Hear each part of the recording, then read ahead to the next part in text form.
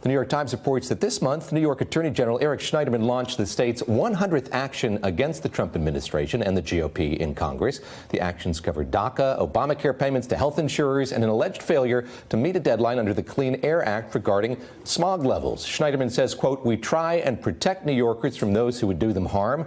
The biggest threat to New Yorkers right now is the federal government, so we are responding to it."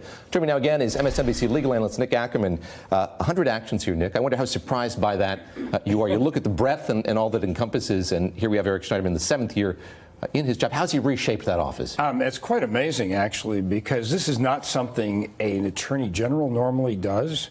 And 100 lawsuits is a lot of lawsuits. It means that all of his assistant AGs are working on these things. I mean, this is not some little minor part of the office. I mean, this is a very well-concerted plan that he's put together. And it's part of the overall broad plan that you see from various states like California, that also from the policy standpoint is requiring, for example, with the Environmental Protection Agency, that certain standards be maintained. So we see it both from the legislative end and from the Attorney General end. So there's a very well-coordinated, concerted plan here to try and push back on what Trump is doing. Help us with the personal history here between Donald Trump and Eric Schneiderman. Of course, there was the settlement involving Trump University, and there were a lot of tweets by the president, before he was president, from candidate Donald Trump about Eric Schneiderman. He did once. Lightweight NYS attorney Eric Schneiderman is trying to extort me with a civil lawsuit. There's some history here. Oh, there's definitely history. I mean, it goes back to even with his foundation, too, for making improper payments out of the foundation, for example, buying a painting of Donald Trump using the foundation money. So there's a lot that goes back here. And he's really filled a void and had filled a void that should have been filled by federal law enforcement agencies going way back. I mean, this whole idea of Trump University and the fraud that was committed there, I mean, that was actually a criminal matter and should have been prosecuted criminally. It was not. You also had the Soho situation with the Soho Trump Tower that was also a criminal matter that the DA's office dropped. They didn't even look into other allegations about having within the prospectus for that condo somebody who was an organized crime figure who was hidden from the whole thing, Felix Sater, and did not look into all of the monies that were coming from Russia into that organization.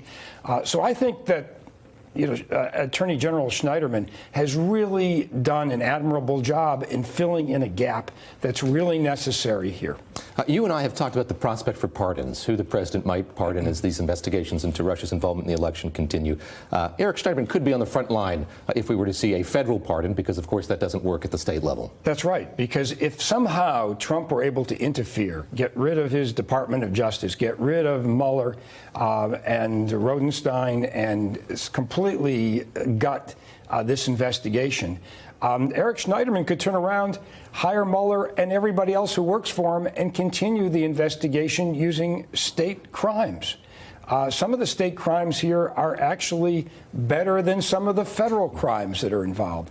There's money laundering on the state side. There are cyber crimes that could be prosecuted. And I think where all this is going to come down to anyway is the theft of the emails from Hillary Clinton's from the Democratic National Committee and the Podesta emails and the conspiracy involved between the Russians and the Trump campaign. So all of that happened here in New York. A lot of it was centered in New York. So I think that Eric Schneiderman, if worse came to worse, could fill a very, very important void. Last question here, just about resources. We talk about these 100 actions that this office has taken. You mentioned all the assistant AGs who have to be working on that. How much of a strain does that place on an office like this one? Oh, I think it's a good strain. But what you have here is you have a Democratic governor. You've got pretty much a Democratic legislature, except for the Senate to some extent. But I don't think there's going to be any trouble or problem having money allocated further if it need be.